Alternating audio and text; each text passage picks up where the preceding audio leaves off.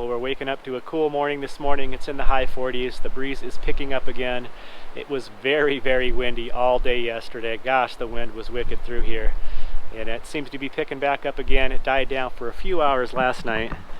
The sun is just peeking up over the horizon here. This was a nice, quiet little free camp here. Nothing really going on. Most of the trailers are just kind of parked here, I think, for weekenders coming back in.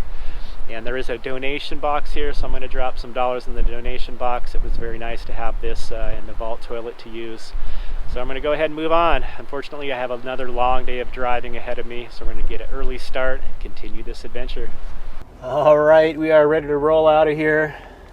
Just checked my weather app. It says it's 42 degrees. I thought it felt chilly. With that breeze, it is a little brisk out there. The sun is coming up, should warm things up soon.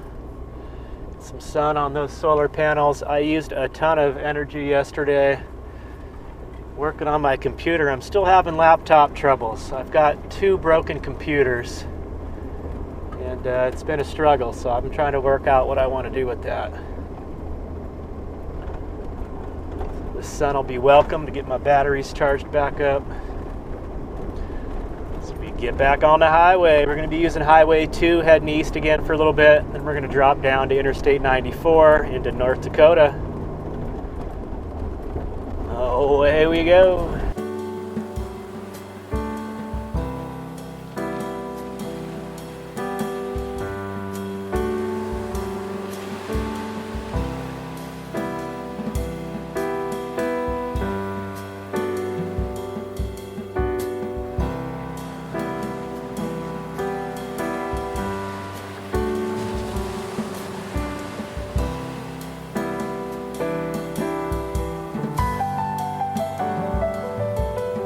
Well, we're rolling into the little town of Saco, Montana.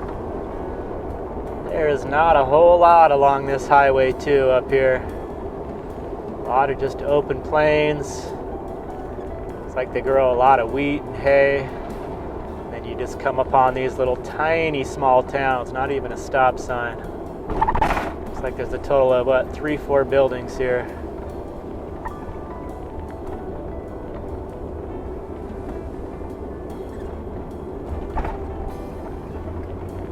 That is all. I actually see a little bit of hills up ahead. I've seen that for quite a few hundred miles.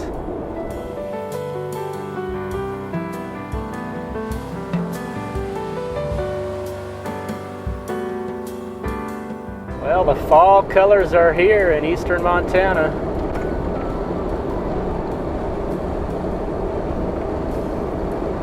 I've still got about another 180 miles to go. Be arriving at my next camp about 3 p.m., maybe a little later. Probably take another break.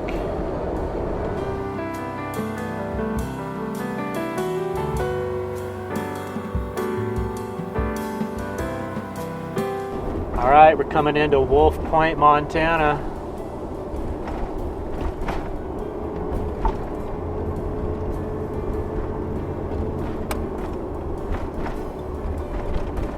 Cutting south from here, use this Montana Highway 25 south, eventually connect me up with Interstate 94 heading east.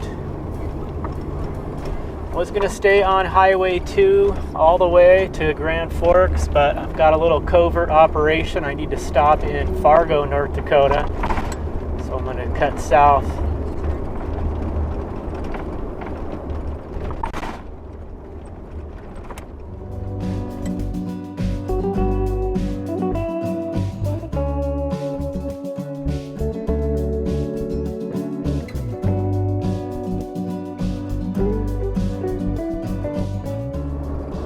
We're getting off that Highway 200, getting on to Interstate 94 East. We use this for about 50 miles or so. Should be coming up on a camp here. Another reservoir, got a little camping area. It was nice being off the interstate though for so long. I do try to stay off the interstates as much as possible. Just so much less traffic. Usually see a lot more scenery.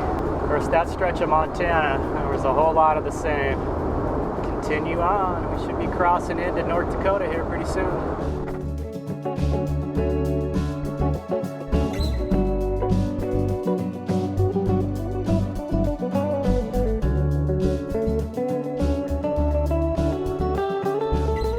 Well, here we are, coming into North Dakota. North Dakota, the legendary. Hello, North Dakota. Goodbye, Montana. Well, Montana, I wish I had more time. I'll be back.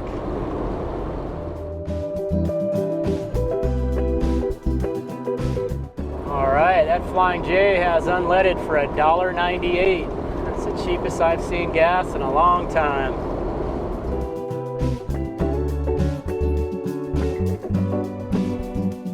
Well, I think I've had about enough of driving for the day. Let's see what I can find here. I was looking at the map and it looks like there's a little lake over here. Let's see if I can overnight. That last little reservoir I was at was really cool. I would have liked to stay another day or two, but again, kind of moving quicker than I usually like to because of this job. I love to end a day going down a dirt road. Always feels like I'm coming home. Kind of neat out here. This whole little house on the prairie vibe going on.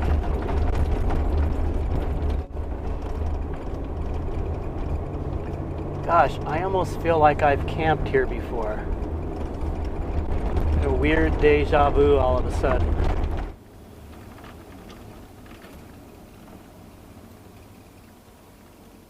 It's a little close to the highway, but I'm ready to just take a rest here, get out of this driver's seat. Don't know where to really park here. Might try another spot. Hey, I think this will work. Okay, looks like they don't want any vehicles past this little sign here. It says no motor vehicles, so I'm just gonna pull over right in front of the sign. I think that's good. Looks like a good place to pick up a mouse. I'm gonna pop my hood. I had a mouse a couple camps ago trying to nest under my hood there. All right, I think this will work. Well, this is really close to the highway. I'm getting quite a bit of highway noise here. I mean, literally, it's running right by here. But this will work for a quick overnight. Like I said, I'm pretty tired from driving all day, so I'm just gonna post up here for the night. Hopefully the road will quiet down a little bit as it gets later.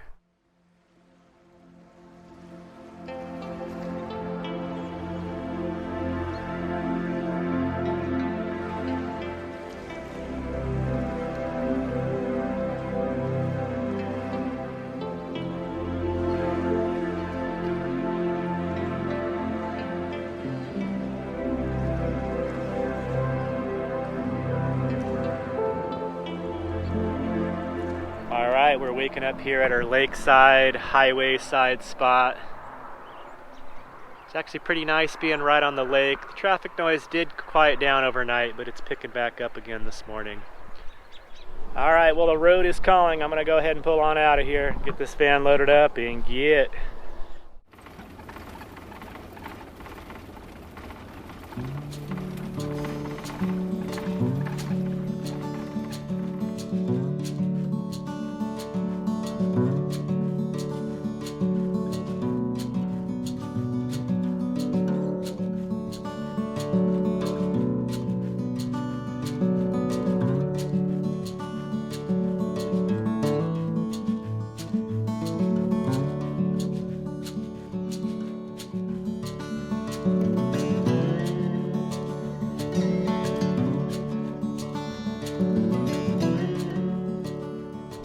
Wow, this brings back some crazy memories.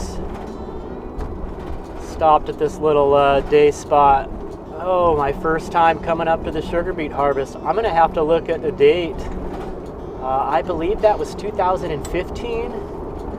So this is now 5 full years later. I have to double check that. It could have been a year before that. I don't don't think I've been back here since then. Wow, this is so weird. Memories.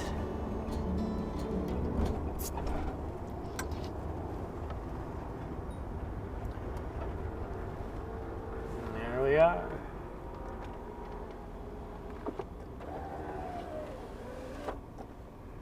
All right, so to actually figure out when I actually hit the road and came up to North Dakota for the first time, I had to scroll through my Instagram profile, which I don't think I've done that ever really before.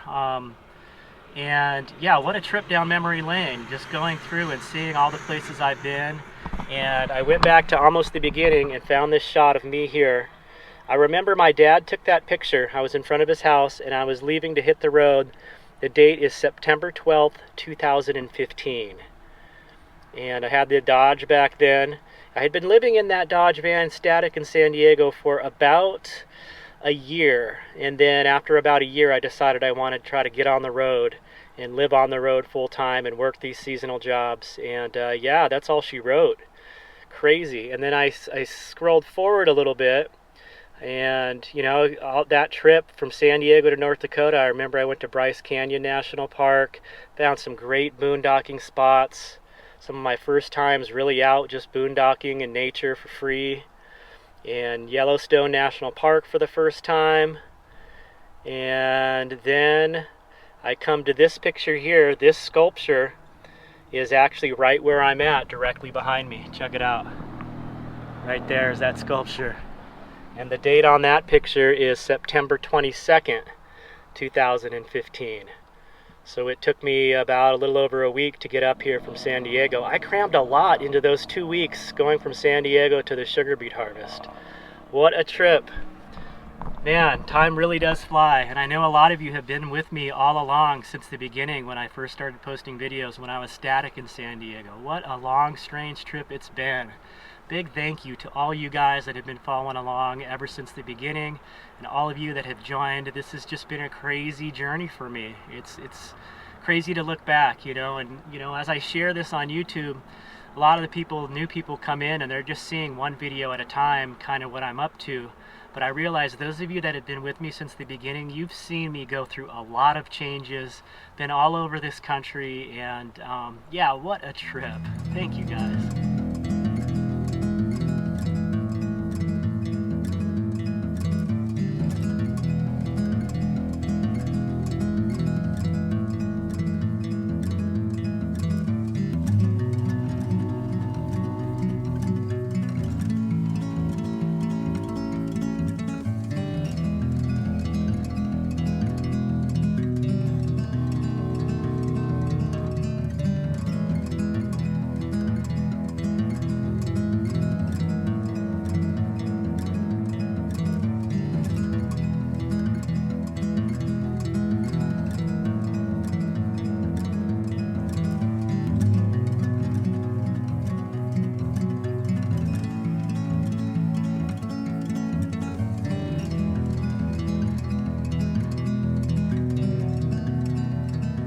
Alright, looks like this is the little wildlife viewing area here. I'm going to go for a little walk, see if I can get some shots of some birds. Yeah, it'll work. We are out here in the farm fields. Nice. Alright, well this is going to be my overnight spot. It's just a kind of little grass lot here off one of these farm roads. I feel like I'm up around the beet harvest already. This is basically like a little wildlife. It's not a preserve because hunting is allowed, but there are a ton of birds here. You probably can't hear them over the wind, but there's just thousands of them. They just come in big flocks. It looks like mostly one type, and I can't get close enough to see what they are. And there's a road going in, but there's a gate here. It's only foot traffic going in. So I went in and took a walk there, got some good footage, and yeah, I was able to see quite a few birds. Did hear some gunshots, and I don't have any bright orange clothing, so I didn't want to get shot, so I didn't go in too deep. Neat little area, kind of a weird spot to overnight, but that'll work.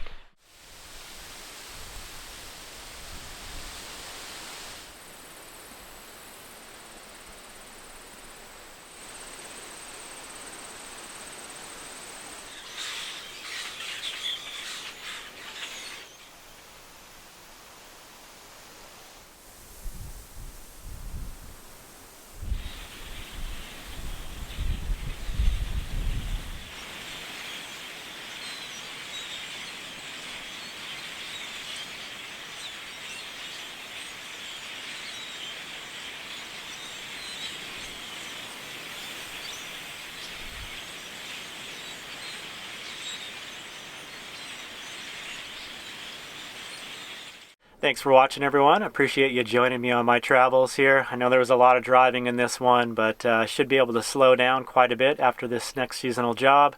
It's going to be a very short stay at the job, so we'll be able to get in and out and right back on the road. So I hope you're all doing well out there. We'll see you soon in the next video. Take care.